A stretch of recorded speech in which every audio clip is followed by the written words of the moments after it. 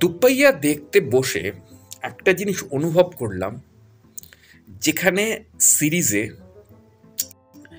একটা এমন কনসেপ্টকে নিয়ে ডিজাইন করা হয়েছে যে কনসেপ্টটা আপনি না দেখলে মজা পাবেন না। মানে এটা কি বলবো, আমি এটা স্যাটায়ার বলবো না অন্য ধরনের কোনো কাজ বলবো। একটা অদ্ভুত কনসেপ্ট। আমরা যে সবসময় মানে দেগে দিই, আমরা যে পুলিশকে দোষ দিয়ে দিই, আমরা যে প্রশাসনকে দোষ দিয়ে দিই, পুলিশ কি করছিল, প্রশাসন কি করছিল। তো নাগরিক হিসেবে, শহরের নাগরিক বলুন বা গ্রামের নাগরিক বলুন, আমাদের কি দায়িত্ব?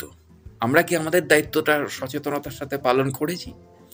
তো এক্স্যাক্টলি দোপাইয়ের কনসেপ্টের মধ্যে এইরকম এমন একটা ব্যাখ্যা দেওয়া হচ্ছে, যেখানে ধরকপুর বলে একটি গ্রাম, যে গ্রামে একটি মেয়ের বিয়ে হবে, কিন্তু সেই মেয়ের বিয়ে জন্য ছেলে পক্ষ একটা বুলেট বাইক চাইছে। এবার ধরকপুর এমন একটা গ্রাম, যে গ্রামে শেষ 25 বছরে কোনো ক্রাইম হয়নি। মানে এতটাই ভালো গ্রাম। কেননা গ্রামটা ছোট্ট গ্রাম, প্রত্যেকে এখানে প্রত্যেককে চেনে, প্রত্যেকে প্রত্যেকের জীবনের সাথে প্রতিদিনকার রিলেটেড। গ্রামের বাইরে কারোরই সেরকম কোনো কাজ থাকে না, প্রত্যেকেরই কাজ প্রায় গ্রামের মধ্যেই।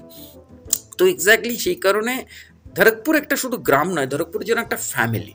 তো এখানে রেণুকা সাহানি, অনেক দিন পর রেণুকা সাহানি ব্যাক করলো। এবং রেণুকা সাহানি শুধুমাত্র তো একজন অভিনেত্রী নয়, রেণুকা সাহানি মানে আশুতোষ রানার স্ত্রীও বটে। তো সেখানে দাঁড়িয়ে রেণুকা সাহানির কাছ থেকে বিহারি অ্যাকসেন্ট আশুতোষ রানা, মানে ওনার হাজব্যান্ড ওনাকে কি ট্রেন করেছে আমি ঠিক জানি না, কিন্তু ডিরেক্টরের আরেকটু ট্রেন করা উচিত ছিল, কারণ রেণুকা সাহানি একটু অন্য মাপের অভিনেত্রী। তো তো যাই হোক, রেণুকা সাহানিকে ভালো লাগলো বহুদিন পর দেখে।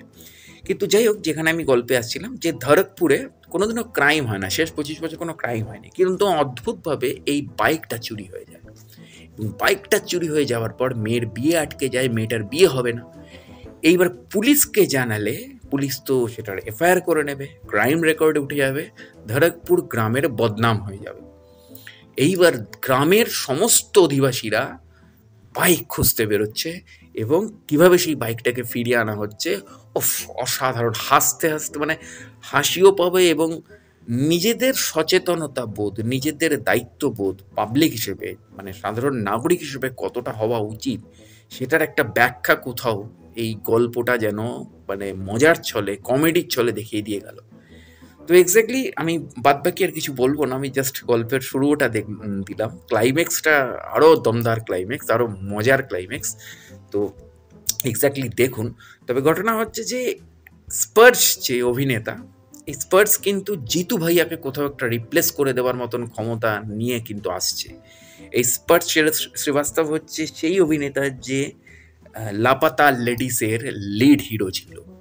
মানে সেখানেও সে নিজের জান প্রাণ সব কিছু ঢেলে দিয়েছিল, এই গল্পেও সে নিজের জান প্রাণ সব কিছু ঢেলে দিয়েছে। এবং ভাবা যায় না যে একই দিনে যেখানে সৈফ আলী খানের ছেলের ছবি রিলিজ করছে স্টার কিডস হিসেবে, সেখানে স্পার্শ শ্রীবাস্তব দারুণ কাজ করে গেল।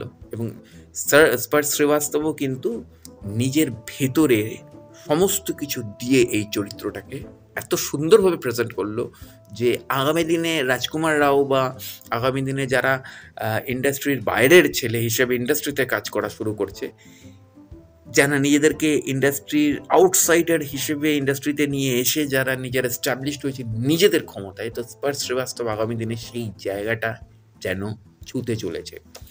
এটা কোথাও দেখে ভালো লাগছে। অবশ্যই দুপাইয়াটা প্রত্যেকটা নাগরিকের দেখা উচিত, প্রত্যেকটা মানুষের দেখা উচিত, কারণ এবং সেটা হাসির ছলে। এবং অদ্ভুত ব্যাপার, পঞ্চায়েতের একটা ফ্লেভার এখানে আপনি পেতেই পারেন। পঞ্চায়েতের মনে হবে যেন পঞ্চায়েতের মেকাররাই এটাকে মেকিং করেছে, এমনটা নয়। পুরো ব্যাপারটাই অন্যভাবে প্রেজেন্টেশন হয়েছে। কিন্তু ঘটনা হচ্ছে যে যেহেতু যেহেতু এটা অ্যামাজনের কাজ, সেই জায়গা থেকে দাঁড়িয়ে ধরকপুর বা ফুলেরা কোনোদিনও কোলাপ করে গেলেও করে যেতে পারে।